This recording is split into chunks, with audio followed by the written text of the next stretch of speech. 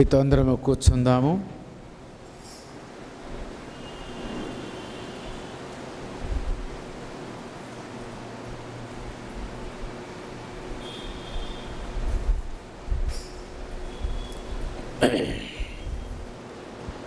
ప్రియ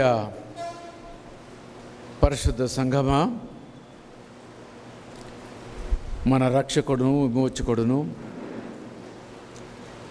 మనందరి కొరకు ప్రాణత్యాగము చేసిన క్రీస్తు ప్రభుల వారి యొక్క నామములో మీ అందరికీ ప్రాతకాల శుభములు తెలియజేస్తూ ఉన్నాను.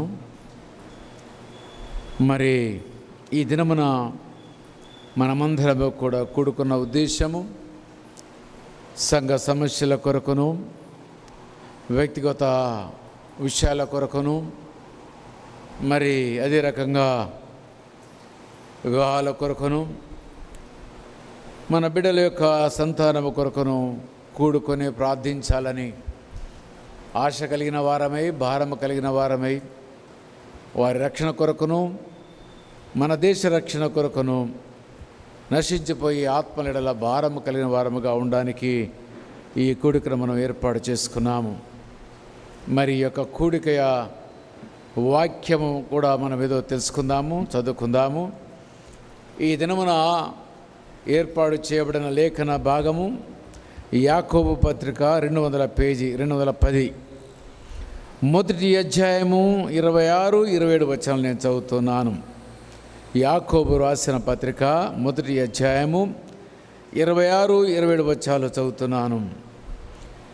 ఎవడైనను నోటికి కళ్ళెము పెట్టుకొనక తన హృదయమును మోసపుచ్చుకొనుచు భక్తి గలవాడని అనుకుని వాని భక్తి వ్యర్థమే.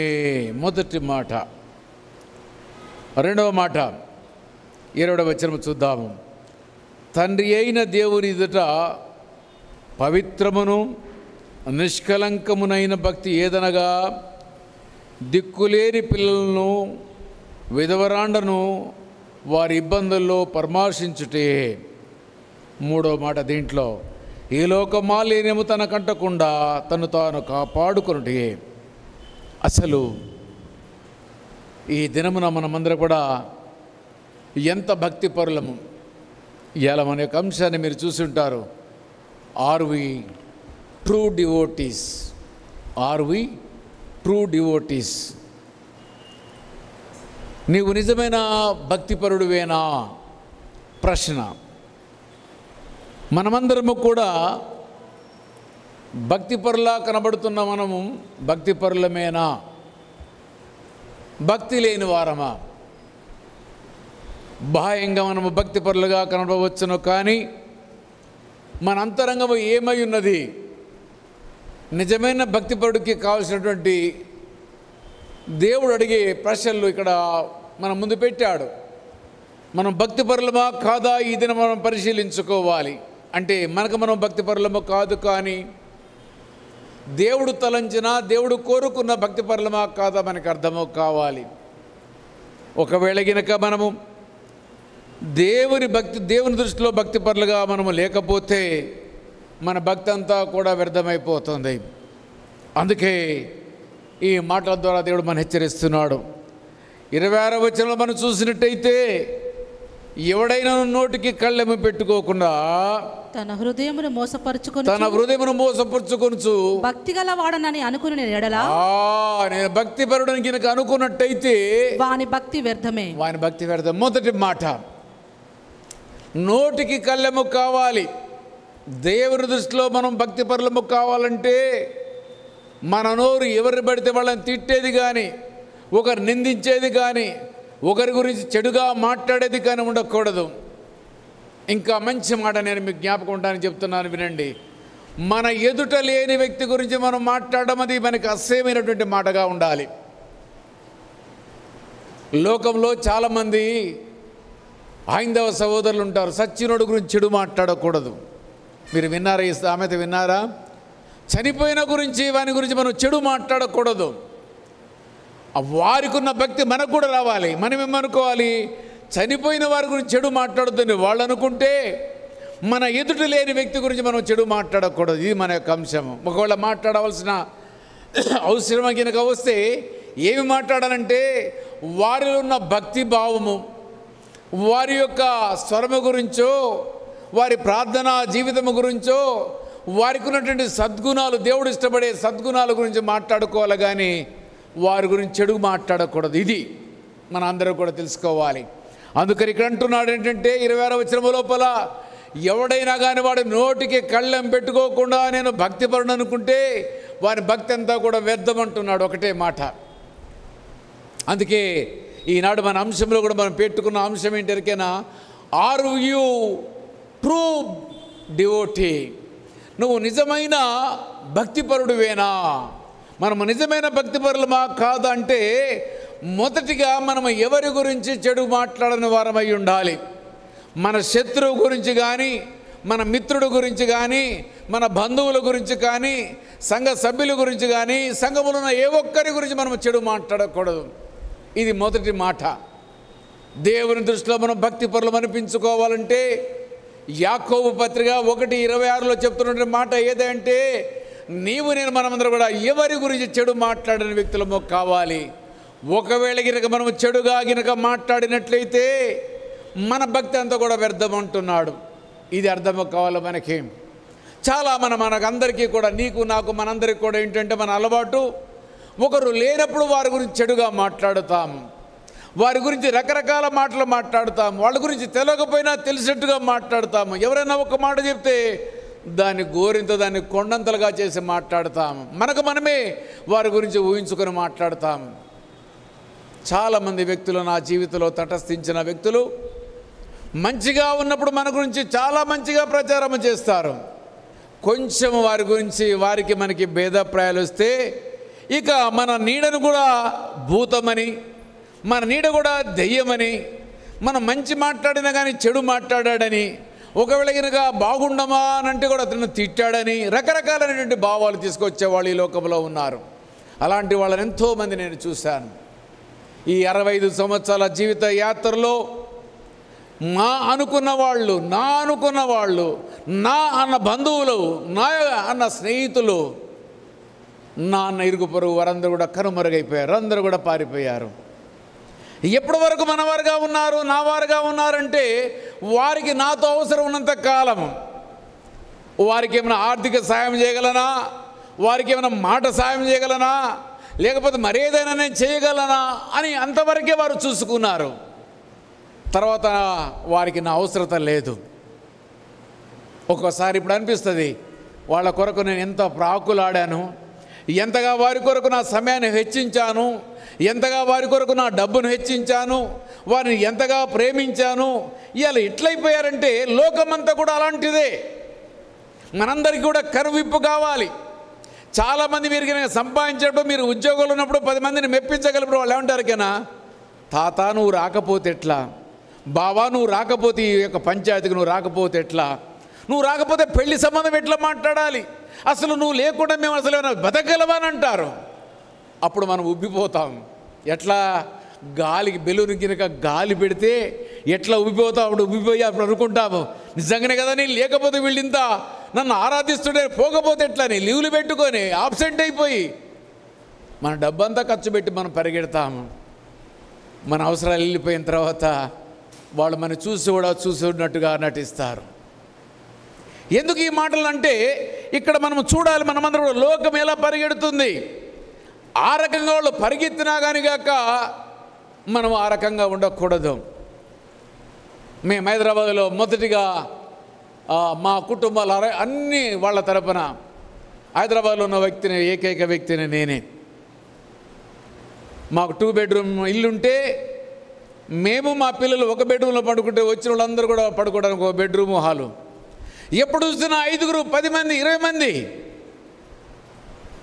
అయ్యో వాళ్ళని అనుకునేవాడని, వాళ్ళకి నేను లేకపోతే ఎట్లా, నేను అనేవాడిని ఉన్నాను కదా అందుకే వాళ్ళు నా దగ్గరికి వస్తున్నారు అనుకున్నాను. కానీ ఇప్పుడు మన ఇల్లు చూడకుండా ఇంకొక ఇంటికి వెళుతున్నారు. వాళ్ళు ఆ రోజున ఏది లేక, ఎక్కడ దిక్కు లేక మా దగ్గరికి వచ్చిన వాళ్ళు ఇయ్యాల నువ్వెవర్రా అన్నట్టుగా. ఎందుకంటే లోకం అలాంటిది. నిన్ను వారి అవసరాలకి నిన్ను వాడుకోవడానికి నిన్ను తబ్బింపు చేస్తారు. నీకు ఉబ్బిచ్చి మాటలు మాట్లాడతారు. వారి అవసరం వెళ్ళిపోయిన తర్వాత మనతో మాట్లాడరు. కానీ ఎప్పుడు కానీ యేసయ్యని కనుక వెంబడిస్తే ఆయన నీకు ఒక షాడో లెక్క, అంటే మనం నడిచిపోతూ ఉంటే మన పక్కన నీడ పడతా ఉంటుంది కదా, ఒక నీడవలే మన అనుకరిస్తూ ఉంటాడు దేవుడు. ఆ నీడే దేవుడు అనుకోండి కాసేపటికి.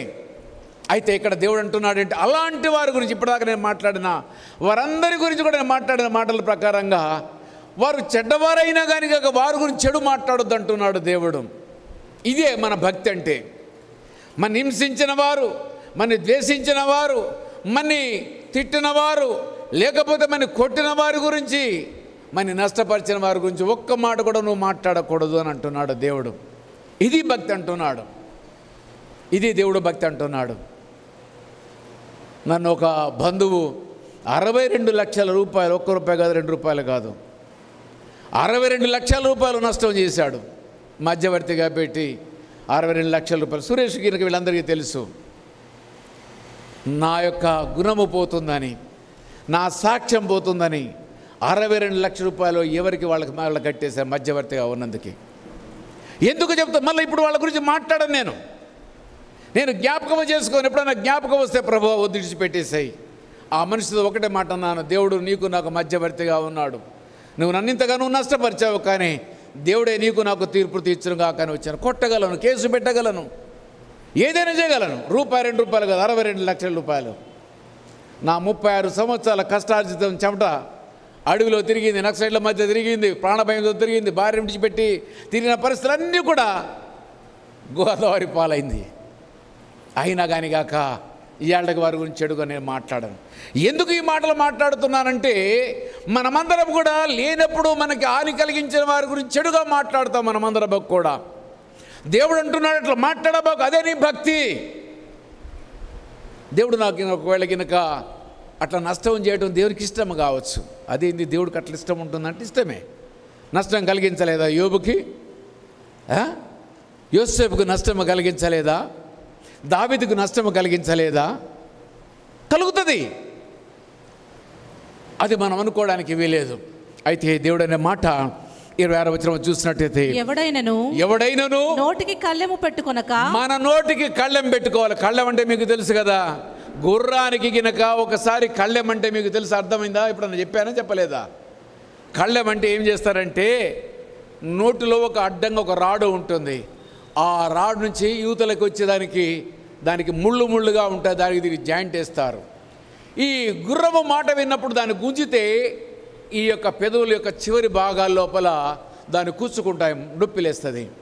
అప్పుడు నువ్వు ఏమి చేయమంటే ఆగమంటే ఆగిద్ది, పరిగెత్తమంటే పరిగెత్తిద్ది. అదే రకంగా మనము కూడా నోటికి కళ్ళెం పెట్టుకోవాలి. ఎక్కడ పడితే ఏదో పడితే మాట్లాడడానికి వీలు లేదంటున్నాడు. అది భక్తి అంటున్నాడు దేవుడు. ఒకవేళ కనుక నువ్వు నోటికి కళ్ళెం పెట్టుకోకుండా నేను భక్తిపరుడు, నేను భక్తిపరుడని ఎక్కడి దగ్గర పోతే వాడు చెడ్డోడు, వీడి చెడ్డోడు, ఆమె చెడ్డ, ఏమ చెడ్డ, ఈ మాటలు కాదు మనకు అవసరం లేదు. మనం ఎట్లుండాలంటే విన్నది విడిచిపెట్టాలి.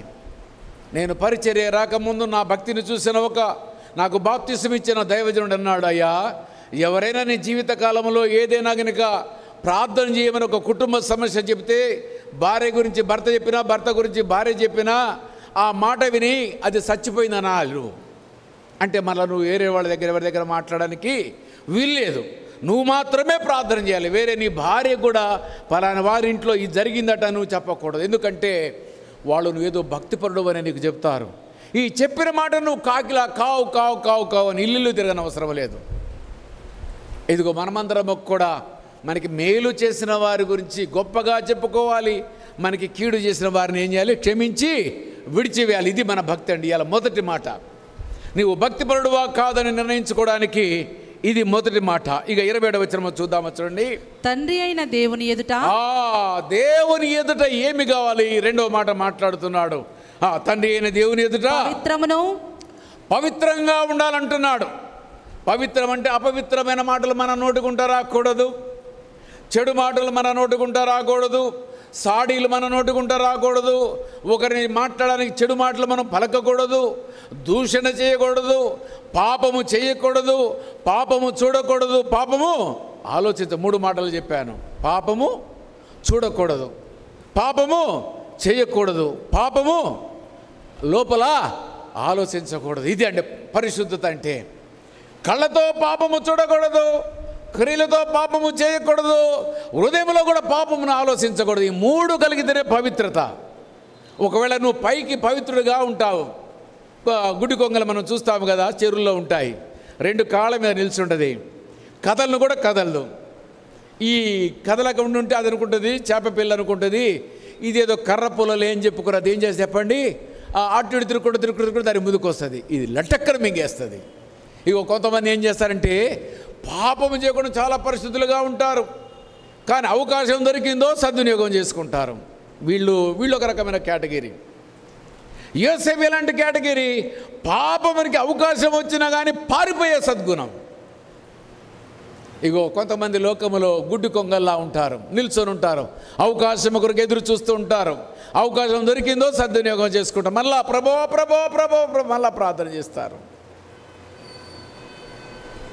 దేవుడు అంటున్నాడు పరిశుద్ధత కావాలి. తండ్రి అయిన దేవుని ఎదుట పవిత్రమును, ఆయన మొదటిగా నిన్ను చూసేది, ఆయన మొదటిగా నిన్ను గుర్తించేది, మొదటిగా నీ గురించి ఆయన ఆలోచించేది ఏదైనా ఉంది అని అంటే ఆయనకి పరిశుద్ధుడు కావాలి. ఎందుకంటే ఆయనలో ఉన్న ఆ గొప్ప సద్గుణం ఏదంటే పవిత్రుడు.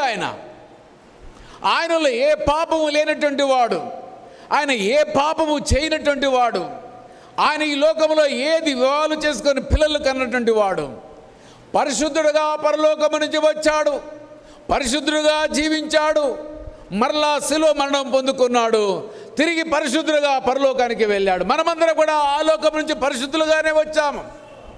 పరిశుద్ధులుగా వచ్చిన మనమందరం కూడా పరిశుద్ధులుగా ఆ లోకానికి వెళ్ళాలంటే, పరిశుద్ధమైన దేవుడిని చూడాలంటే నువ్వు పరిశుద్ధులు కావాలి. ఒకవేళ గినక నువ్వు పరిశుద్ధులు కాకపోతే తండ్రి అయిన దేవుని ఎదుట మొదటి సద్గుణము పరిశుద్ధత. ఇందాక మనం చూసాము, ఎవరి గురించి చెడు మాట్లాడకూడదని, నోటికి కళ్ళెం పెట్టుకోవాలని మొదటి మాట. మనము నిజమైన భక్తులము కావాలంటే రెండో మాట అంటున్నాడు, నువ్వు పరిశుద్ధులవై ఉండాలి. నీలో అపరిశుద్ధత ఏమాత్రం కూడా కనబడకూడదు, నీ భక్తిలో ఏమాత్రము భక్తి లోపించకూడదు, నీవు గుడ్డి కొంగ వలె నటించకూడదు, అవకాశం కొరకు ఎదురు చూసే గుణము నీలో ఉండకూడదు. అధికారులు చాలామంది ఎట్లుంటారకేనండి, వాళ్ళకి బయట పేరు ఏముంటో చెప్పండి, చాలా ఆనెస్ట్ ఆఫీసర్, మా ఆఫీసర్ అని పేరు.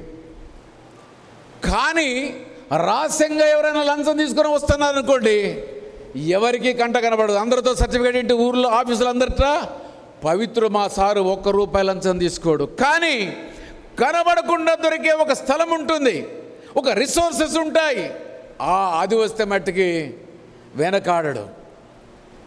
పేరు మట్టికి ఏంటి, లంచగొండి కాదు. కానీ అవసరము దొరికింది, పెద్ద మొత్తంలో వస్తుంది, చిన్న మొత్తము కాదు, చిల్లర కాదు అనుకున్నప్పుడు ఏం చేస్తాడు, పెద్ద మొత్తం కొరకు చేయి చాచుతాడు. ఇది పరిశుద్ధత కాదు. దేవుడు అనే మాటలు మనం బాగా గమనించాలి. మనమందరము కూడా మొదటిగా ఆయన పరిశుద్ధులు కావాలని కోరుకుంటాడు. నిర్గమాకాండం, నేను పరిశుద్ధులు మీరును పరిశుద్ధులయ్యుండుడి. అది లేకపోతే నీకు నాకు సంబంధమే లేదు, నీకు నాకు సంబంధం లేనే లేదు. మొదటి మాట ఇది దేవుడు చెప్పేది. మనం పరిశుద్ధులము కాకుండా ప్రభువును చూస్తామన్నా, లేకపోతే ప్రభువుతో మనం మాట్లాడతామన్నా, ఈ దినం మనం వచ్చి ఉపవాస కూడికలో కూర్చొని మనం ప్రార్థన చేస్తే మన ప్రార్థనలు దేవుడు వింటాడనుకున్నా, లేకపోతే మనం కన్నిటితో ప్రార్థన చేసినా, మనం గంట సేపు మనం ప్రార్థన చేసినా మన ప్రార్థనకు జవాబు రాకపోవడానికి గల కారణము నీకును ఆయనకు మధ్య పాపమని అడ్డు కూడా వచ్చింది. ఆ పరిశుద్ధులతో నువ్వు సవాసము చేయాలంటే నీ ఫోన్లో కూడా ఏ సిమ్ కార్డు ఉండాలి, పరిశుద్ధత అనే సిమ్ కార్డు ఉండాలి. ఆయన దగ్గర ఉన్న ఫోన్లో ఏముందంటే పరిశుద్ధత అనే సిమ్ కార్డు ఉంది, నీలో ఏముంది, అపరిశుద్ధమనే సిమ్ కార్డు నీలో ఉంది. అయితే 2 సిమ్ కార్డులు ఒకటైతే అప్పుడు నీ జీవితము, నువ్వు ప్రార్థించింది ప్రతి ఒక్కడు కూడా దేవుడు వినగలుగుతాడు. కాబట్టి మనమందరం కూడా పవిత్రత అనే మాట మనం వింటున్నాము. 20వ వచనం మొదటి మాట. రెండవది నిష్కలంకమునైన భక్తి ఏదనగా, నిష్కలంకమైన భక్తి అంటే కలంకము కూడా లేనటువంటి భక్తి. ఎవరైనా ఒకళ్ళు లేవండి. నిష్కలంకమైన భక్తి అంటే ఏమాత్రము కూడా కలంకము లేకుండా ఉండే భక్తి దేవుడు కోరుకుంటున్నాడు. పరిశుద్ధత, నిష్కలంకమైనవి రెండు కూడా సైమల్టేనియస్లీ ఒకదాని పక్కన ఒకటి రెండు పరిగెత్తేటివే. రైలుకు 2 పట్టాలు ఎట్లనో, మన ఎడ్ల బండికి 2 పట్టాలు ఎట్లనో, అదే రీతిగా మన జీవితము లోపల 2 సాఫీగా జరగాలంటే పరిశుద్ధమైన జీవితానికి మరొక మార్గము, మరొక మాట ఏంటంటే నిష్కలంకమైన జీవితము. అంటే కలంకము లేకపోవడమే పరిశుద్ధమైన జీవితం. ఒకవేళ గినక నీలో కలంకమే గినక ఉన్నట్టయితే నువ్వు పరిశుద్ధుడు కాలేవు, కానేరవు కూడా. అయితే రెండో మాట, నిష్కలంకమైన భక్తి ఏదనగా దిక్కులేని పిల్లలను. బాగా మనకొచ్చింది కాబట్టి కడుపున తిని పండుకోవడం కాదు. చాలామంది ఏంటంటే, చాలామంది భక్తి పరులందరూ కూడా రూపాయి దానం చేయనటువంటి మహానుభావులు మన దేశంలో ఉంటారు. మనం క్రైస్తవులోనే ఐందవ సహోదరులకి, ముస్లిం సహోదరులకి ఏం చెప్తారంటే, దానం కరో, దానము చెయ్యి, నీకు మేలు కలుగుతుంది, ఆశీర్వాదం కలుగుతుంది. మన దగ్గర దాన ధర్మాల గురించి మీరు ఎంతనా చెప్పండి, మనం ఏమైనా కానీ తీసుకునే వాళ్ళమే. మన దేశానికి కనుక ఫారినర్స్ రాకపోతే మనమందరం ఎక్కడున్నారో ఒకసారి ఆలోచించండి. మనకి స్కూలు లేదు, కాలేజీ లేదు, నర్సింగ్ కాలేజెస్ లేవు, లేకపోతే బిఎస్సీ నర్సింగ్ లేదు, లేకపోతే మన బీఈడీలు లేవు, మనకు అసలు చదివే లేదు కదా, గతి లేదు కదా. వాళ్ళు వచ్చి వీళ్ళు కోట్ల రూపాయలు కుమ్మరిస్తే మనం రూపాయలకి వెళ్ళి తీసి ఆ దేవుని దగ్గరికి వేయాలంటే కొంతమంది నేను చూశాను మన మందిరం లోపల ఏదో వేసినట్టు అందరి ముందు వేయరు, అక్కడ పక్కకి వచ్చినప్పుడు వేయరు. నేను చూస్తుంటా, నాకు కొంచెం చూసి చూడనట్టుగా ఉంటాను. గుడ్డు కొంగల నాది కూడా, నా బతుకు కూడా చూస్తూ ఉంటే అక్కడ వేయరు. అక్కడ వేయకుండా నేను చూసినట్టుగా వేయడానికి వచ్చి దాంట్లో సంచి లోపల మొత్తం లోపల దాకా పోనిచ్చి వేసిపోయేది ఏంటంటే చిల్లర పైసలు, పావులలో ₹1 బిల్లులు. రియల్లీ. ఎందుకంటే ఒక్కోసారి నేను తెచ్చిన ఆఫరింగ్ సంచి నేను చూస్తా, కింద పట్టుకున్నప్పుడు చిల్లర నాకేం తగలదు. ఈ వ్యక్తి పోయి వచ్చిన తర్వాత దాంట్లో ఏముంటే చెప్పు, మొత్తం చిల్లరే. ఎంతో అందరి ముందు అబ్బా చూసుకొచ్చేసారు. అందుకనే ఎక్కడన్నా మీరు గమనించారు, ఎప్పుడైనా హిందూ టెంపుల్ దగ్గర భిక్షగాళ్ళు ఉంటారు, గమనించారా? మస్జిద్ దగ్గర భిక్షగాళ్ళు ఉంటారు, గమనించారా? మన మందిరానికి ఎవరు వస్తారా? ఎందుకు? మనం అందరూ వేసేవాళ్ళం కాదని వాళ్ళకి తెలిసిపోయింది. వీళ్ళు 100 మంది పోయినా మనిషికి ₹100 కూడా వీళ్ళు వేయరు. వీళ్ళు వట్టిగా చెప్పడానికి నామానికి మాత్రం వీళ్ళు క్రైస్తవులు, దేశభక్తులు అని అంటారు, కానీ వీళ్ళు రూపాయి జారవిడని వాళ్ళని వాళ్ళకి తెలుసు. జేబులో ఎవరన్నా పొరపాటున అడిగితే చిల్లర పైసలు ఉన్నాయా లేవా అని చూస్తూ ఉంటాము. పరుసు తీయం, ఎందుకంటే పరుసులో చిల్లర డబ్బులు ఉండవు కదా, జేబులో చిల్లర డబ్బులు ఉంటాయి. పరుసులు ఏముంటాయి? ₹10, ఏళ్ళకి ₹5 నోట్లు కనబడతలేదు అనుకోండి, 10 కూడా కనుమరుగైపోతుంది. చిన్న చిన్న ₹20 నోట్లు బాగా కనబడుతున్నాయి. అవి తీయడానికి మన గుండె ఒప్పదు. చిల్ల లేదమ్మా, ఏదో పెద్ద యేసుగాడు లెక్క మనం. అంటే దేవుడు అంటున్నాడు ఏంటంటే, మన అందరూ కూడా ఏమంటున్నాడు ఎరికైనా, నిష్కలంకమైన భక్తి అంటే పవిత్రమైన భక్తి ఏదయ్యా అంటే మొదటి మాట అంటున్నాడు, దిక్కులేని పిల్లల్ని సాధమంటున్నాడు. మన పిల్లాడికి 50 కోట్ల ఆస్తి ఇస్తాం, 10 కోట్ల ఆస్తి ఇస్తాం, కానీ ఒక్క పిల్లోడిని పేదోడిని తీసుకోమని ఇంట్లో పెట్టుకోము. అవునా కదా? ఎవరో పాస్టర్లు ఉంటే వాళ్ళు ఎవరైనా పేదోళ్ళని తెచ్చి పెడతారు. మన భక్తి అంతా కూడా ఇదే. ఒక పేద పిల్లోడికి నేను సపోర్ట్ చేస్తా అని చెప్పి అని అంటామా? ఒక స్కూల్కి పోయి చర్చి వాళ్ళు పోయి అన్న స్కూల్ బ్యాగ్స్ ఇవ్వడం మనం చూసామా? నోట్ బుక్స్ ఇవ్వడం మనం చూసామా? లేకపోతే పిల్లలకి బట్టలు కుడి పెట్టడం మనం చూసామా? మనం ఏది కూడా లేదు. నేను నా పిల్లలు మాత్రం, మేము మాత్రమే ఒక ఇంటి మీద మరొక వేద్దాం, మరొక దాని మీద మరొకటి వేద్దాము, ఒక ప్లాట్ తర్వాత మరొక ప్లాట్ కొందాం, కానీ దానం మట్టుకు చేయకూడదు. సచ్చినప్పుడు ఏం చేసపోయేది లేదు. అంతా కూడా దేవుడు అడిగేది ఇదే. దిక్కులేని పిల్లలకు నువ్వు ఏమి చేస్తున్నావని దేవుడు అడుగుతున్నాడు. ఎవరికైనా దాన ధర్మం చేస్తున్నారా? ఇకనైనా మనం జ్ఞాపకం పెట్టుకుందాం. ఎవరికైనా పిల్లలకి గవర్నమెంట్ స్కూల్కి వెళ్ళి ఎవరికైనా స్కూల్ బుక్స్ లేవా, లేకపోతే నోట్ బుక్స్ లేవా, స్కూల్ బ్యాగు లేదా, ఒక వాటర్ బాటిల్ లేదా అని కనుక నువ్వు అడిగి ఆలోచించి ఆ మాస్టర్తో అడిగితే ఒక 10 మంది 20 మంది లిస్ట్ ఇస్తాడు. ఈ పని చేస్తామా? ఈ పని చేయం మనం అందరం కూడా. ఏమైనా గారిగాక ఇంకా నా ప్రాణమా తినము తాగుము సంతోషించు. ఈ జీవితం తప్పిస్తే మరొక జీవితం లేని లేదు మనందరికీ కూడా. అందుకే దేవుడు అంటున్నాడు, ఈ దినమున అసలు మనం భక్తిపరులమా కాదని పరీక్షించుకోవడానికి కొన్ని ప్రశ్నలు దేవుడు మన ముందు పెట్టాడు. ఇతరుల గురించి చెడు మాట్లాడకపోవటము మొదటిగా, రెండవదిగా పవిత్రంగా జీవించడము, దేవుని దృష్టిలో నిష్కలంకమైన భక్తి ఏదైనా ఉందంటే పేద పిల్లలకు తోడ్పడమని చెప్పి దేవుడు అంటున్నాడు. ఇది మనకు కావాలి. పాతకాలంలో ఫారెన్ నుంచి వచ్చిన మిషనరీస్ మొత్తం కూడా మొదటిగా వాళ్ళు పెట్టేది ఒక హాస్టల్, ఒక ఆర్ఫన్ హోము, ఒక స్కూలు, ఒక హాస్పిటల్ పెట్టేవాళ్ళు. ఇవాళ కోట్ల రూపాయల టర్నోవర్ చేసేవాళ్ళు కూడా పిల్లలకి దాన ధర్మాలు చేసేవాళ్ళు కాదు.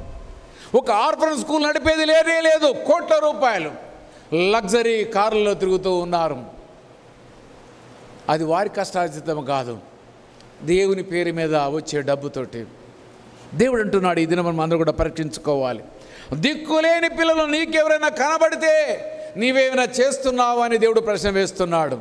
అసలైన భక్తిపడు నీవైతే ఇగో ఈ మాటకు నువ్వు లోబడాలి.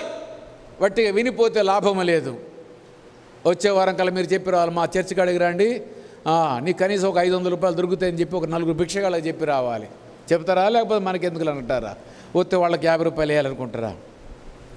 చెప్పండి. ఎవరైనా కనబడితే మా మందిరంరా, ఎవరు లేకపోతే లాస్ట్ నేనే అన్న 500 వేస్తా. ఏం భయపడని అవసరం లేదు. ఎందుకంటే దేవుడు మనకిచ్చింది మనొక్కళ్ళము తినటానికి కాదు.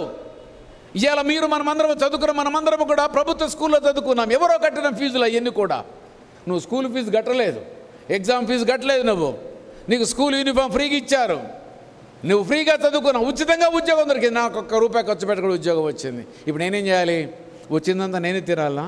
ఈ సమాజం కొరకు నీకు దేవుడు ఏదైతే నీకు ఇచ్చాడో ఆ సమాజానికి నువ్వు సహాయం చేయాలి. అయితే మొదటి మాట, దిక్కులేని పిల్లల కొరకు దేవుడు మాట్లాడుతూ ఉన్నాడు. ఇంకో మాట కూడా చూడండి, విధవరాళ్లను వారి ఇబ్బందుల్లో పరామర్శించుటయు, వారి ఇబ్బందుల్లో పరామర్శించుటయు, ఇహలోక మాలిన్యము తనకు అంటకుండా, ఇహలోక మాలిన్యము నీకు అంటకుండా తను తాను కాపాడుకున్నటయు, నిన్ను కాపాడుకోవడం. భక్తి అంటే ఇది నిర్వచనం. అంతే, ఒకటే మాట. మీరు అసలైన భక్తులా కాదా ఒకసారి మీరు ఆలోచించండి. అంతే, ఒకటే మాట. ఇది గినక లేకపోతే మనం పరిపూర్ణమైన భక్తి కలిగిన వారము కాదు. అందుకని నేను ఈ రోజున నిజమైన భక్తిపరుడు అని ఒక ప్రశ్న వేసి ఈనాడు ఈ యొక్క వాక్యాన్ని మీ ఎద్దుకు తీసుకుని వచ్చాను. నేను కూడా పరిశీలించుకోవాలి, నేను కూడా పరీక్షించుకోవాలి. దేవుడు అంటున్నాడు ఏంటంటే, మొదటి మాట, లేని వారి కొరకు నువ్వు మాట్లాడకూడదు, నోటికి కళ్ళెం పెట్టాలి. రెండవదిగా, నువ్వు పరిశుద్ధుడివి కావాలి. దేవుని దృష్టిలో నువ్వు పరిశుద్ధుడివి, నీతిమంతుడివి, భక్తిపరుడు అనుకోవాలంటే నీలో ఏమి కావాలంటే నిష్కలంకమైన భక్తి ఏదయ్యా అంటే దిక్కులేని పిల్లలకు నువ్వు దాన ధర్మాలు చేయటమే మొదటి మాట. రెండవ మాట మనం గమనించినట్టయితే విధవరాళ్ల గురించి మాట్లాడుతూ ఉన్నాడు. భర్త లేని వారు ఎవరైనా కనబడితే వారికి నేను ఏమి సహాయం చేయాలి అనే మాట రెండవ మాట. ఇక నాలుగవ మాట అంటున్నాడు, ఈ లోక మాలిన్యం అని కంటకుండా కాపాడుకోవడం అంటే పరిశుద్ధత కలిగి జీవించడం మాత్రమే. మరలా మనమందరం కూడా పరిశుద్ధులమా కాదంటే ఏ లోక మాలిన్యం అని కంటుకోకూడదు. ఇందాక నేను చెప్పాను, 3 మాటలు చెప్పాను. కంటితో పాపం చూసి పాపము కానీ, చేసి పాపము కానీ, హృదయంలో చెడు ఆలోచించకుండా ఈ 3 సద్గుణాలు కలిగిన వాడే పరిపూర్ణమైన పరిశుద్ధుడని, అలాంటి వాడే నిష్కలంతమైన వాడని దేవుడు మనకి జ్ఞాపకం చేశాడు. అయితే 4వ మాట ఏంటంటే ఈ లోక మాలిన్యం మనకి అంటకుండా చూసుకోవాలి. 4 మాటలు మరలా జ్ఞాపకం చేస్తున్న ఈ దినం యొక్క పాఠము, వాక్యం యొక్క ముఖ్య ఉద్దేశం, మన యొక్క నోటికి ఏం చేయాలట? కళ్ళెం పెట్టుకోవాలి. రెండవది ఏం కావాలి? పరిశుద్ధులము కావాలి. పరిశుద్ధులమైన తర్వాత నిష్కలంకమైన భక్తి ఏదైనానంటే దిక్కులేని పిల్లల్ని, 4వదిగా ఎవరైతే విధవరాళ్ళు ఉన్నారో వాళ్ళని, 5వదిగా మనం చూస్తే ఈ లోక మాలిన్యం మనకు అంటకుండా బ్రతకటం. యేసయ్య పరిశుద్ధుడిగా వచ్చాడు, పరిశుద్ధులుగా జీవించాడు, పరిశుద్ధులుగా పరలోకము చేరుకున్నాడు. మనము పరిశుద్ధులుగా వచ్చాము కానీ అపరిశుద్ధులుగా మనం పరలోకము చేరుకోలేము. ఇది మనందరికీ అర్థము కావాలి. అయితే మనమందరము కూడా ఈ మాటలకు లోబడి ఉందాము. యెషయా గ్రంథము 58వ అధ్యాయము. ఇక్కడ నేను మీకు 12 సూత్రాలు మరలా జ్ఞాపకం చేస్తాను. అసలైన భక్తి అంటే అక్కడ 5 మాటలు మీకు జ్ఞాపకం చేశాను. యెషయా గ్రంథంలో 12 మాటలు ఉన్నాయి. వీటిని కూడా మనము చూద్దాము. యెషయా గ్రంథంలో 58వ అధ్యాయము 7 నుంచి 10 వచనాలు మనం చూద్దాము. చూడండి. నీ ఆహారము ఆకలిగొనిన వారికి పెట్టుటయు. ఇంకా క్లుప్తంగా మాట్లాడుతున్నాడు దేవుడు. అక్కడ అన్నాడు దిక్కులేని వారు అన్నాడు. రెండో మాట అన్నాడు విధవరాళ్ళని అన్నాడు. ఈ లోక మాలిన్యం అంటకూడదని అన్నాడు. నువ్వు పరిశుద్ధ కలిగి జీవించమన్నాడు. నిష్కలంకమైన భక్తి అంటే ఇవన్నీ చెప్పుకొచ్చాడు.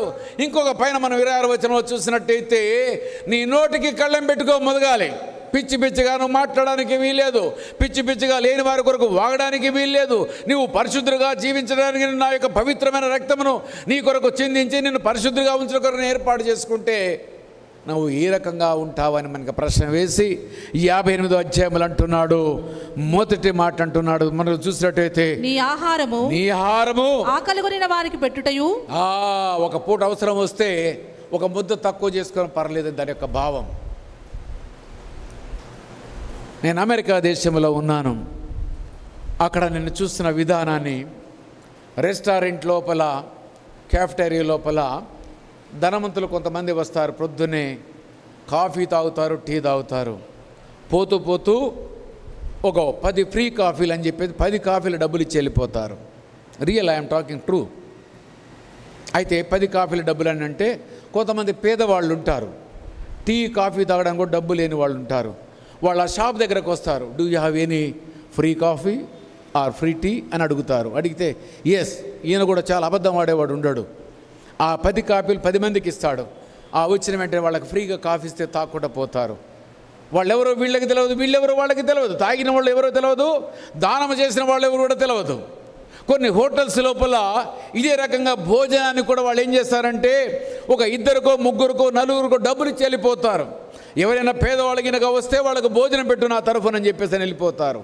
వచ్చిన వాళ్ళు హోటల్ దగ్గరకు వస్తారు. Do you have any lunch, free lunch అని అంటే ఎస్ ఐ హ్యావ్ 4 లంచ్ అంటే లంచ్ ఇస్తే తీసుకొని వెళ్ళిపోతాడు, లేకపోతే తిరిగి వెళ్ళిపోతాడు. మనం ఈ పని చేస్తామా? మనకుంది ఈ కల్చర్ ఉందా? పాపాన కూడా లేదు, పాపం పొరపాటున కూడా లేదు.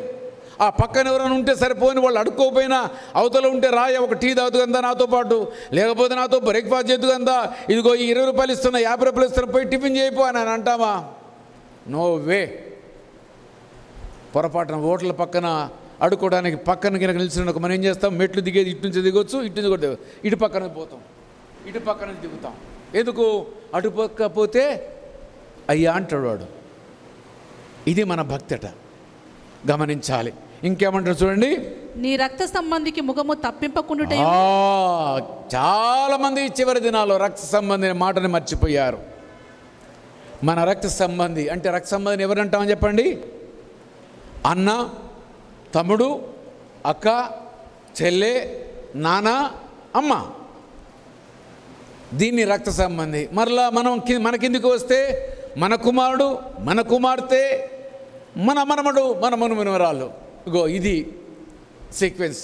ఇక్కడ దేవుడు అంటున్నాడు చూడండి, ఆకలిగొన్న వారికి ఆహారం పెట్టమంటున్నాడు. నీ రక్త సంబంధికి ముఖము తప్పింపకుండుట. రక్త సంబంధి పొరపాటు కష్టంలో ఉన్న వాడి దగ్గర పోతే, ఇప్పుడు ఇంటికి పోతే వాడు డబ్బులు అడుగుతాడేమో. కాబట్టి ఇప్పుడు ఏం చేద్దాం? మనము ఆ ఇంటికి పోకూడదు.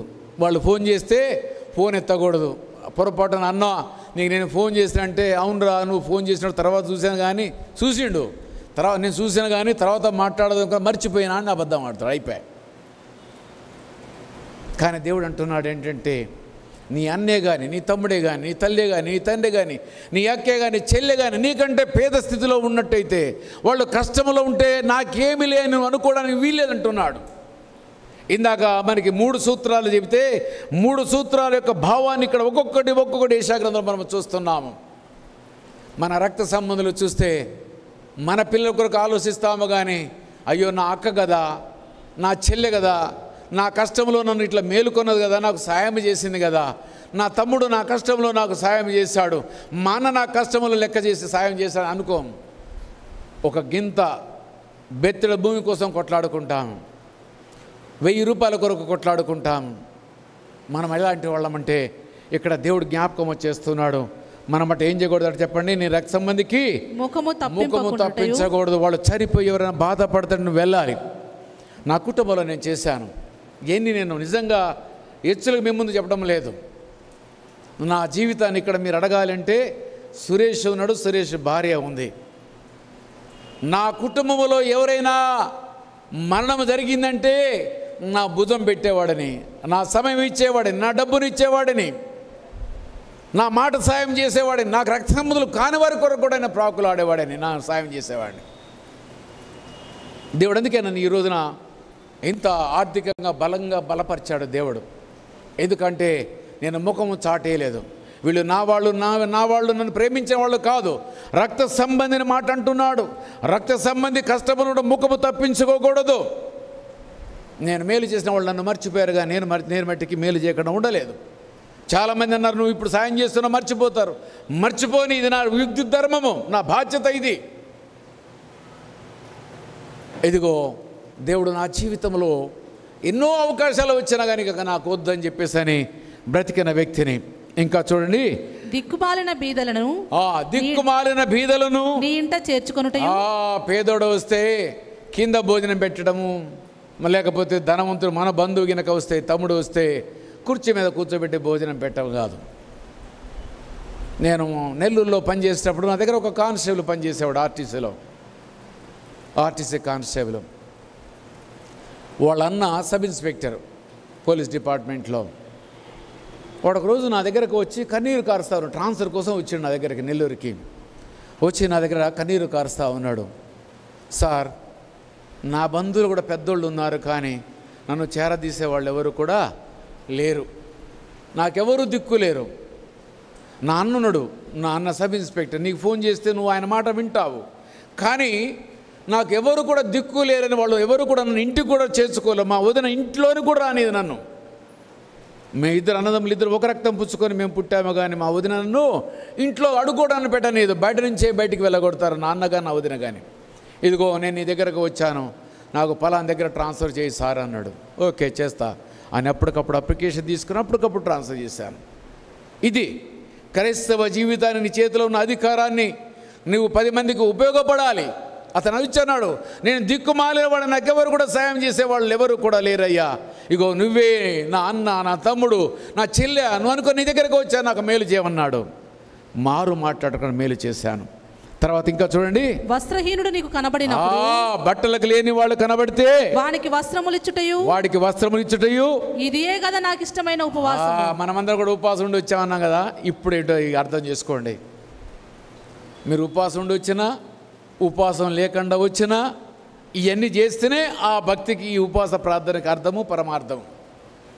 ఒకవేళ కనుక పైన చెప్పిన అన్నీ కూడా మనం అనుకరించకుండా, నాకేమి సంబంధం లేదు, ఎవడికి నీళ్ళు ఇస్తే కష్టమో, లేకపోతే ఎవడికి టీ ఇస్తే కష్టమో, ఎవడికి భోజనం పెడితే కష్టమో, నష్టం అనుకుంటా, మన జీవితం అంతా కూడా అట్లనే ఉంటుంది, కష్టాలు నష్టాలనే పోతుంది. వెదజల్లి విస్తరించిన వారు కలరని దేవుని యొక్క వాక్కు ఉంది కదా. దేవుడు ఆయన మాట మట్టి అని తప్పిపోయేవాడా? కాదు. వెదజల్లి విస్తరించాలి దేవుని యొక్క రాజ్యం కొరకు, పేదల కొరకు, విధవరాళ్ళ కొరకు. గుప్పిలి విప్పే మనసు నీలో లేకపోతే అది లాభము లేదు. నీ సహోదరికి కష్టం వచ్చిందంటే ముఖం తిప్పుకోవడం కరెక్ట్ కాదు. అనేవు వారికి సహాయం చేసే మనసు ఉండాలి నీకు. నీ దగ్గర ఎంత డబ్బు ఉన్నా కానీ కాక తాత్కాలికంగా వారి యొక్క అవసరాలు నువ్వు తీర్చాలి. తర్వాత వస్తాయా రావా తర్వాత సంగతి. ఇది దేవుడు నీకు చెప్పే మాట. ఇక ఇంకో మాట చదవమ్మా. అలాగున నీవు చేసిన ఎడలా, ఇప్పుడు అంటున్నాడు చూడండి, అలాగున నువ్వు చేసిన ఎడలా నీ వెలుగు వేకువ చుక్క వలె ఉదయించు. నీ వెలుగు వేకువ చుక్క వలె. వేకువ చుక్క అంటే మీకు తెలిసింది ఎప్పుడన్నా? చీకటిగా తెల్లవారుజామున ఒక చుక్క వస్తుంది, సూర్యుడి కంటే ముందుగానే. మసక చీకటి లోపల ఒక నక్షత్రము ఒకటి వెలుగుతుంది. అది ఎంత ప్రకాశంగా వెలుగుతుందంటే అంత ప్రకాశంగా వెలుగుతూ ఉంటుంది. వేకువ చుక్క అంటే తెల్లవారుజామున వచ్చే ఒక చుక్క. వేకువ చుక్క వలె నీవు ఉంటావట. నీ వెలుగు వేకువ చుక్క వలె అనేక మంది చూసేవారుగా నువ్వు కనబడతావు. ఎందుకంటే నువ్వు దాన ధర్మాలు చేసిన వాడివి, విధవరాలకు సాయం చేసిన వాడివి, పేదవారికి నువ్వు సాయం చేసిన వాడివి, బట్టలేని వాళ్ళకి బట్టలు పెట్టిన వాడివి. అదే రకంగా నీ రక్త సంబంధులు ఎవరైనా ఉంటే వారికి సాయం చేసిన వాడివి. కాబట్టి ఎవడైనా నీ దగ్గరకు వచ్చి అయ్యా శరణ నుంచి వచ్చితే వారికి మేలు చేసిన వాడు. కాబట్టి నీ జీవితం వెలిగించబడిన రీతిగా ఉంటుందట.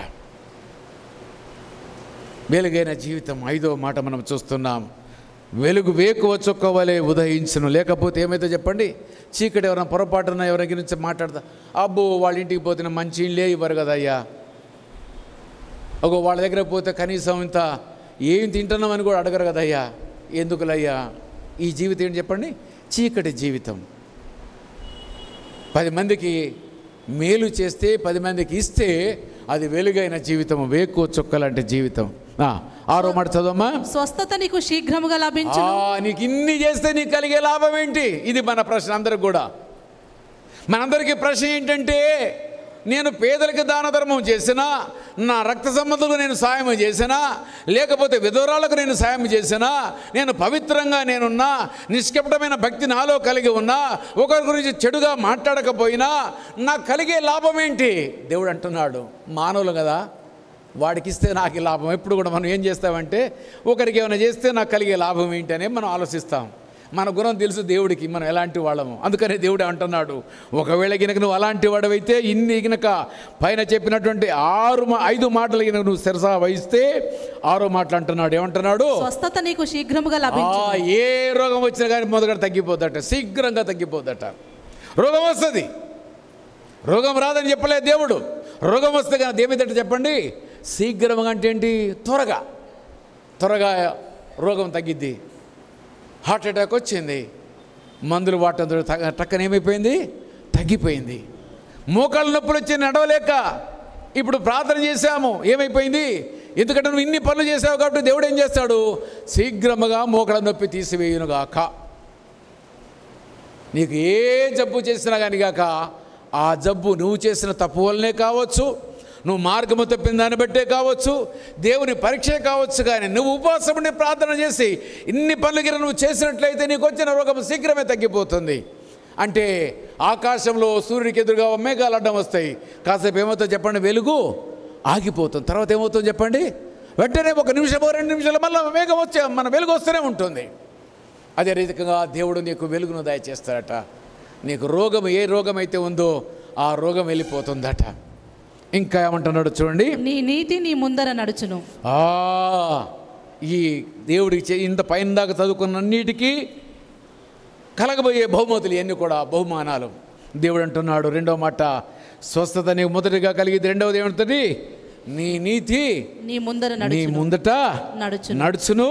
యెహోవా మహిమ నీ సైన్యపు వెనుపటి భాగమును కావలి కాయును. యెహోవా మహిమ నీ చుట్టూ కాపలిగా ఉంటుంది.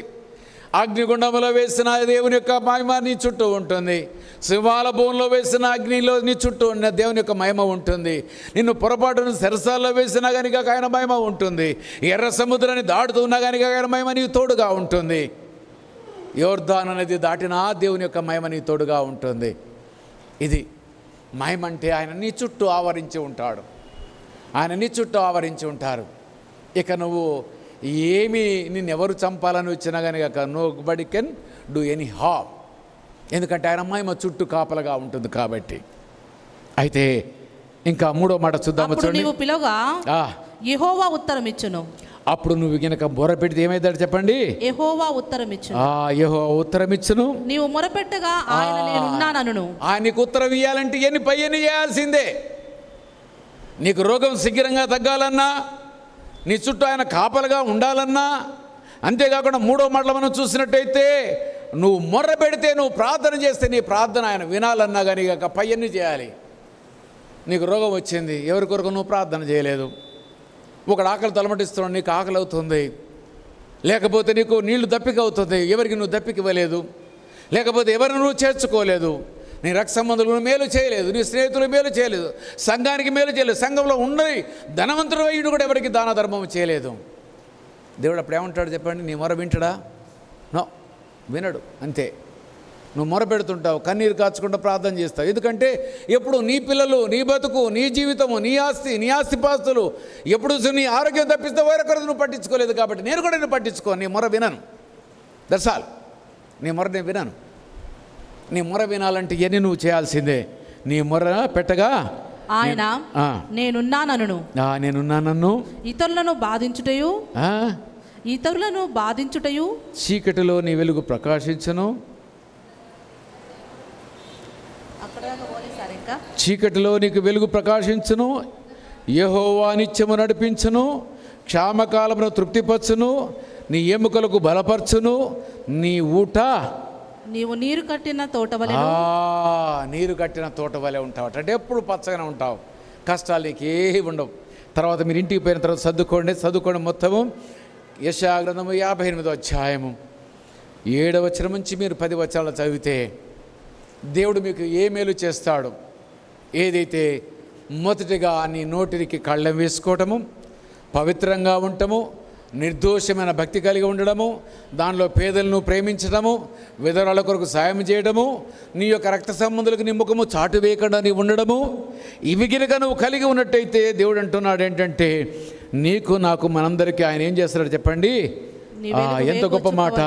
చీకటిలో కష్టాలు ఉంటే ఆయన వెలుగుగా నీకు ఉంటాడండి. యెహోవా నిత్యముని నడిపిస్తాడట, క్షామకాలమును తృప్తిపరచాలంటే నీ కరువు. దేశమంతా కూడా కరువు వచ్చింది. ఎవరి కరువు వచ్చింది? ఎవరి కరువు రాకుండా చెప్పండి. ఎవరి కరువు రాలేదు? ఎవరమ్మా? సారెపతి విధవరాలకి కరువు వచ్చిందా? ఆమె ఎవరు చెప్పండి? విధవరాలు అంటే భర్త లేనిది. ఆమె అనే మాటలు మనకు అర్థమవుతుంది. అయ్యా ఈ ఒక్క రోజుకు సరిపోరు మాత్రమే ఉంది, నేను నా కుమారుడు ఇద్దరము తిని చచ్చిపోవడానికి మేము సిద్ధంగా ఉన్నాము అని అంటాడు. ఆయన అంటాడు ఒక మాట అంటాడు, అమ్మా నా కొరకు నువ్వేం చేయమంటాడు? ఒక చిన్న అప్పడం చేసి, పెద్దదైతే అంత అయిపోతుంది కాబట్టి ఒక చిన్న అప్పడం చేయి. నువ్వు బ్రతకాలంటే నువ్వు ఏం చేయాలి? నాకు అప్పడం చేయాలి. మొదటిగా నువ్వు నాకు ఇస్తే నువ్వు బ్రతుకుతావు. అందుకనే దేశమంతా కరువు వచ్చి నిన్ను కాపాడుకుంటాడు. వాగ్దానం మన బైబిల్లో చూసామో చూడలేదా? వాగ్దానం, చీకటి నీకు వెలుగుగా ప్రకాశించును, యెహోవా నిత్యము నడిపించును, క్షామకాలమున నిన్ను తృప్తిపరచును, నీ ఎముకలను బలపరచును. వృద్ధాప్యంలో కింద పడితే కూడా ఎముక విరగదు. కొంతమంది వృద్ధాప్యంలో రూముల కింద పొరపాటున బాత్రూంలో పడితే ఏమైతే చెప్పండి, డబాలను కింద పడితే ఎముకలు మొత్తం ఎరిగిపోతాయి. ఒక దగ్గర కాదు, మల్టిపుల్ ఇంజరీస్ అవుతాయి. తొంటి లోపల ఎక్కడ పడితే అక్కడ ఇరిగిపోతాయి. అంటే మన ఎముకలకు సత్తువ కావాలంటే కాల్షియం తింటాం కాదు. కాల్షియం తింటే, మంచి భోజనం తింటే నీ ఎముకలు గట్టిగా ఉంటాయని అనలేదు ఇక్కడ దేవుడు. సైన్స్ ఏం చెప్తుంది? నువ్వు నువ్వులు తిను, పల్లీలు తిను, అది తిను, ఇది తిను, గట్టిగా ఉంటావు, వృద్ధాప్యంలోనికి వచ్చావు అని లోకంలో సైన్స్ చెబితే దేవుడు అంటున్నాడు నువ్వు దాన ధర్మాలు చేయవా నీ రోగం తగ్గిద్ది, నువ్వు దాన ధర్మాలు చేయవా నీ ప్రార్థన నేను వింటాను, నువ్వు దాన ధర్మాలు చేయవా నీ చీకటిలో నేను వెలుగుగా ఉంటాను, అంతేకాదు నీ ఎముకలకు కూడా నేను సత్తువ ఇస్తానంటున్నాడు. మనం ఇవి నమ్మం. డాక్టర్ కనుక పొరపాటున కనుక నువ్వు ఈ రోజు నుంచి నీకు షుగర్ వచ్చింది, బీపీ వచ్చింది, హార్ట్ అటాక్ వచ్చింది, ఈ రోజు నుంచి నూనె పదార్థాలు తినకూడదు, తినడు, సచ్చినా పర్లేదు. ఎందుకంటే చావంటే భయం, చావంటే భయం. పొరపాటున అయ్యా నువ్వు స్వీట్ తినకూడదు, షుగర్ పేరు సస్తవురా అంటే ఆ రోజు షుగర్ ఎవరిని అడిగితే అమ్మ వద్దమ్మని దండం పెడతా, ఒట్టప్పుడు తినేటోడు ఇప్పుడు ఏమంటాడు? దండం పెడతా అంటాడు. డాక్టర్ చెబితే ఇంత మాట భయపడతామే. సర్వాధికారి, సర్వసృష్టికర్త, సర్వను పరిపాలించిన వాడు, నిన్ను నన్ను సృజించిన వాడు చెబితే మనం మాట వింటున్నామా? మనం వినం. ఇది మనకు నచ్చదు. డాక్టర్ అయినగా పొరపాటున పిలిచేయనక ఇది నువ్వు తినబాకు అంటే ఆ రోజు నుంచి దాన్ని శత్రువుగా చూసుకుంటాము. నువ్వు నడవకూడదయ్యా అంటే నడవం. నువ్వు నడకపోతే సస్తావంటే చీకట్లో లేచి వర్షం పడుతున్నా, చలి ఉన్నా, ఎండ ఉన్నా నడుస్తూనే ఉంటాం పిచ్చోళ్ళక. ఏందయ్యా రోజు ఇంతకుముందు ఎప్పుడు నడక నడిచినో కాదు, ఇప్పుడంటే డాక్టర్ చెప్పిండయ్యా సస్తావని అన్నాడు అందుకని నడుతున్నా. దేవుడు చెప్పిండు అనుకో పొరపాటు మందిరాన్ని పోమంటే రారు, మందిరాన్ని రారు. ఎందుకు? దేవుడుగా చల్తా ఆయన మన చుట్టలేదు కదా. ఎక్కడి నుంచి వచ్చిండు ఉపేంద్రన్న? బెల్లంపల్లి నుంచి వచ్చిండు, అందరికంటే ముందు వచ్చాడు. మీరు పక్కన ఇటు పక్కన అందరూ ఒక ఫర్లాంగ్లో ఉన్నవాళ్ళు ఒక్కొక్కరు ఎన్ని గంటలకు వచ్చారో చూసుకోండి. అంటే దేవుడు అంటే ఎంత భక్తి మీలో ఉందో. మీ కష్టం వస్తే దేవుడు మిమ్మల్ని ఎట్లా సాయం చేస్తారో ఒకసారి మీరు ఆలోచించుకోండి. దేవుడు మిమ్మల్ని ఎట్లా చేస్తారు? మందిరం అంటే తీరికగా పేట్ బర్ ఖానా, మంచిగా డ్రెస్అప్ కావాలి, అప్పుడు మందిరానికి రావాలి. ఏమయ్యా ఒక్కసారి మీరు ఆలోచించండి. నువ్వు నిజమైన భక్తి పరుడువేనా అంటున్నాడు దేవుడు. అడుగుతున్నాడు ఈ దినమున. వీటిలో చెప్పిన మాటలో ఏ ఒక్కటే నువ్వు చేయగలుగుతున్నావని నేను ప్రశ్న అడుగుతున్నాను. దేవుడు నిన్ను అడుగుతున్నాడు. ఏ ఒక్కటే నువ్వు చేయకుండా నేను ప్రార్థన చేస్తున్నా నాకు జవాబు రావట్లేదు. నువ్వు ప్రార్థనకు రావు, దేనికి రావు, ఇంట్లో ఉంటావు, తింటావు, దేశం మీద పడి తిరుగుతూ ఉంటావు, నాకు అన్ని మేళ్ళు కావాలి. ఎట్లొస్తాయి? ఆయన దగ్గరికి వచ్చేంత మట్టికి ఆయన నిన్ను ఆపుతూనే ఉంటాడు, నలగొడుతూనే ఉంటాడు.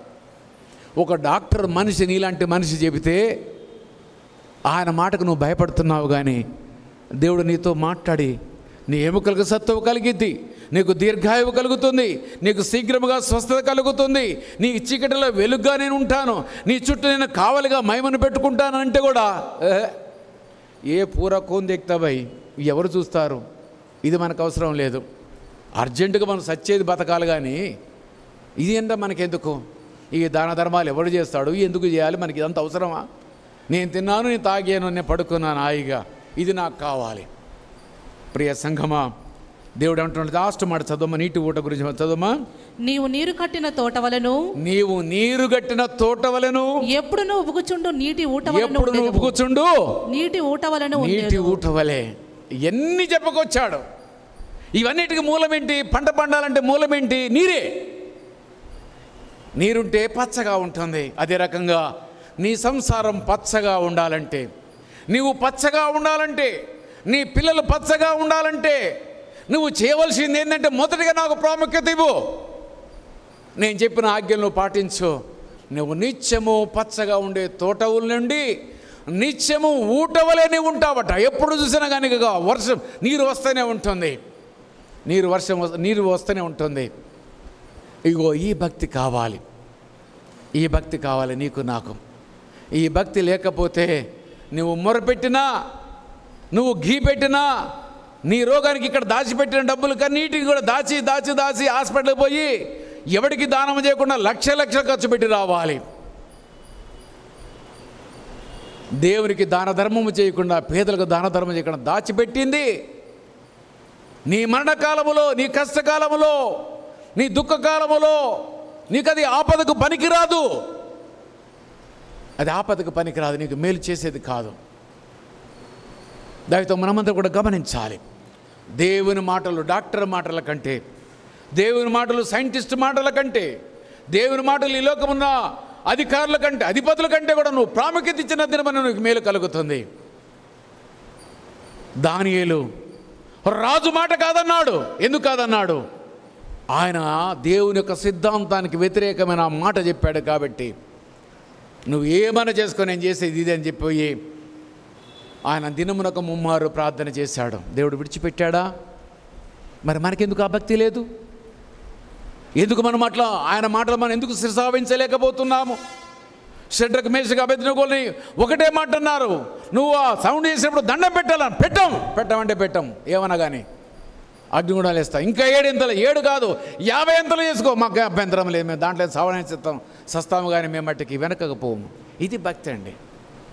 దేవుని మాటకు వాళ్ళు విలువిచ్చారు కాబట్టి పరిశుద్ధ గ్రంథంలో వాళ్ళ పేర్లు రాయబడ్డాయి.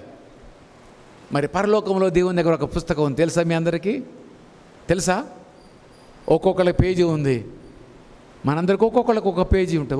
10 పేజీలు ఏదో ఆ పేజీలో రాస్తాడు, ఇగో నా కొరకు నమ్మకమైన బిడ్డ, లేకపోతే నా కొరకు దాన ధర్మములు చేసినవాడు, నా ఆజ్ఞకు లోబడి రక్త సంబంధులకు మేలు చేసినవాడు, నా ఆజ్ఞకు లోబడి పేదలను కనికరించినవాడు, నా ఆజ్ఞకు లోబడి విధవరాలకు మేలు చేసినవాడు, నా యొక్క ఆజ్ఞకు లోబడి రోగులను పరామర్శించినవాడు, నా ఆజ్ఞకు లోబడి ప్రార్థన చేసినవాడు, నన్ను భయపెట్టి నా కొరకు నేనంటే భయం ఉండి వేకువజాము లేచి ప్రార్థన చేసినవాడు వీడు అని అక్కడ రాస్తాడు. ఈ గ్రంథంలో వాళ్ళ పేర్లు రాశారు. నీకు కూడా ఒక గ్రంథం రాయబడుతుంది. ఆ పరలోకంలో నీ కొరకు ఒక పేజీ ఉంటుంది. ఆ పేజీలో నీ పేరు రాయబడాలంటే నువ్వు ఒక పని చేయాలి. ఈ భూమండలం మీద డాక్టర్ చెప్పింది పక్కా పెట్టు, సావో సత్య పర్లేదు అడిగిపో. పౌలు ఏమన్నాడు చెప్పండి? బ్రతుకుట క్రీస్తే, సావైతే లాభం. మరిగని చదువుతున్నాము, వింటున్నాము, అన్నీ కూడా విడిచిపెట్టేస్తున్నాము. మన ప్రాణం కంటే దేవుని మాటలు లెక్కలేకుండా పోతున్నాయి మనందరికీ. మనం అందరం కూడా ఈరోజు మనం చదివినటువంటి మాటలన్నీ కూడా, ఇక్కడ 12 మాటలు చెప్పాను యెషయా గ్రంథము లోపల, అక్కడ 4 మాటలు చెప్పాను. ఆ 4 యొక్క 12 16 మాటలు మీ జీవితంలో ఈ దినం నుంచి మీరు అనుకరించడానికి మీరు ఇష్టపడ్డట్టయితే, నీకు రోగం వచ్చినప్పుడు ఆయన శీఘ్రముగా రోగం బాగు చేస్తాడు. నువ్వు గాఢాంధకారపు చీకటిలో నువ్వు సంచరించినప్పుడు నీకు అపాయం కలగకుండా చూసుకుంటాడు. నీ చుట్టూ ఆయన మహిమ కాపలగా ఉంటుంది. నువ్వు ఎప్పుడు చూసినా కానీ గాక నీ ఎముకలకు సత్తువ కలుగుతుంది. నీ కాళ్ళు ఎముకలు చచ్చిపోయే వాళ్ళకు రాళ్లవలే ఉంటాయి. అంతేకాదు కానీ ఎప్పుడు పచ్చని తోట వలెనే ఉంటావు. నీ వెలుగు ప్రకాశిస్తుంది, వేకువ చుక్క వలె నీ వెలుగు ప్రకాశిస్తుంది. ఈ 16 మాటలు ఇంటికి వెళ్ళినాక 1కి 10 సార్లు చదవండి. దీని ప్రకారం జీవించడానికి ఇష్టపడండి. ఇంకా చివరిగా మనం వచ్చాము, సమయం కూడా అయిపోయింది, కానీ ఇంకొక మాట చెప్పి నేను ముగిస్తాను. మనందరూ కూడా ఏమి ఉండాలని వేకువ చుక్క అనే మాట మనం విన్నాము. కాబట్టి యోహాను సువార్త 8వ అధ్యాయానికి రండి. యోహాను సువార్త 8వ అధ్యాయంలో అక్కడ దేవుడు ఒక ఆజ్ఞనిస్తాడు. యోహాను సువార్త 8:12. మరలా యేసు నేను లోకమునకు వెలుగును నన్ను వెంబడించువాడు చీకటిలో నడవక జీవపు వెలుగు కలిగి ఉండునని అంటున్నాడు. ఇగో ఈ 16 మాటలు గనుక మనం అనుకరించినట్లయితే యేసయ్య ఏ రకంగా వెలుగైన జీవితము కలిగి ఈ లోకములో జీవించి ఈ లోకాన్ని విడిచి వెళ్ళాడో అదే రకంగా మనమందరము కూడా వెలుగు సంబంధుల వలె వెలుగిచ్చే వారముగాను లోకములో పచ్చని పైరు వలె నిత్యము ఉబుకుతుండో నీటి ఊట వలె మనం ఉంటామంటున్నాడు దేవుడు. కాబట్టి నీవు ఊట వలె ఉండాలంటే, పచ్చగానే ఉండాలంటే, పచ్చని కాపురం ఉండాలంటే, నీ పిల్లలు పచ్చగా కనబడాలంటే, వారి భవిష్యత్తు పచ్చగా కనబడాలంటే, అయ్యో నా పిల్లవాడికి 100 రూపాయలు దాచిపెడతాను అనుకుంటా, ఈ 100 రూపాయలు దానము చేస్తానని నువ్వు ఎప్పుడైతే నువ్వు అనుకుంటావో అది దేవుడికి ఇష్టమైంది. విధవరాళ్ళని, దిక్కులేని పిల్లల కొరకు, ఇతరులు లేనప్పుడు వాళ్ళ గురించి చెడుగా మాట్లాడము. అంతేకాదు ఇక్కడ మనము చూసినట్లయితే నీ హృదయం పదిలపరుచుకొని 16 మాటలు కనుక నువ్వు అనుకరించినట్లయితే నీ జీవితము ధన్యకరంగా ఉంటుందని అంటున్నాడు. నువ్వు అప్పుడు నిజమైన భక్తిపరుడివి. అప్పుడు నువ్వేంటి చెప్పండి? నిజమైన భక్తిపరుడివి. నువ్వు వెలుగు వలె ఉంటావు, పచ్చని తోట వలె ఉంటావు. నీవు చీకటిలో నీకు వెలుగు కనబడుతుంది, నీకు రోగం వచ్చినా తగ్గిపోతుంది. ఈ మాటలు నమ్ముదామా? ఈ మాటలు నమ్మి మనమందరం కూడా ధైర్యం కలిగి ఉందాం. ఏమి కాదు, వెదజల్లి విస్తరించిన వారు కలనన్నాడు. నీ అన్నమును దేని మీద ఏమన్నాడు చెప్పండి? నీళ్ళ మీద వెదజల్లమన్నాడు. వెదజల్లితే ఒక దినమున నీకు అన్నం వస్తుంది. కానీ మనం ఒకవేళ ఈ మాటలు వినలేకపోతే, నువ్వు డాక్టర్ దగ్గర పోయి షుగర్ జబ్బు వచ్చిందిరా, నీకు రోజు ఒక ట్యాబ్లెట్ వేసుకోవాలి అంటే వేసుకోకుండా ఉంటావు. అంత మూర్ఖుడు కింద లెక్క. ఆ మూర్ఖుడు వేసుకోకపోతే వాడు చచ్చిపోతాడు. ఈ మాటలు మనం వినకపోతే ఆత్మీయంగా మనం చస్తాము. ఆత్మీయంగా మనం చస్తే అది కంపుతో కూడింది. లాజరు జీవితం లాంటిది. లాజరు చనిపోతే ఏమైంది చెప్పండి? 4 తర్వాత ఏమొచ్చిందట? మనం సత్య కూడా చదువుతలే. ఏమొచ్చిందట? కంపు కొట్టిన జీవితము. యేసయ్య మాట్లాడితే కంపు కొట్టే జీవితం ఏమైపోయింది? ఇంపైన జీవితమైంది. ఇంపైన జీవితమైంది. ఇగో ఈ దిన నీతో నాతో మనతో యేసయ్య మాట్లాడాడు. ఈ కంపు కలిగే జీవితంలో నుంచి ఈ 16 అంశాలని మనము పాటించే వారముగా ఉందాము. దేవుని మాటలకు భయం చూపిస్తాము. ఒక డాక్టర్కు భయపడ్డ మనము దేవునికి కూడా భయపడదాము. ఒక సైంటిస్ట్ చెప్పిన మాటకు మనం భయపడ్డ రీతిగా మనము కూడా దేవుని మాటలకు భయపడదాము. దేవుడి యొక్క మాటలను దీవించి ఆశీర్వదించి బలపరచునుగాక. ఆమేన్. కళ్ళు మూసుకుందామా? మనమందరం కూడా కళ్ళు మూసుకుందాము. దేవుని యొక్క మహా మాటలకి మనము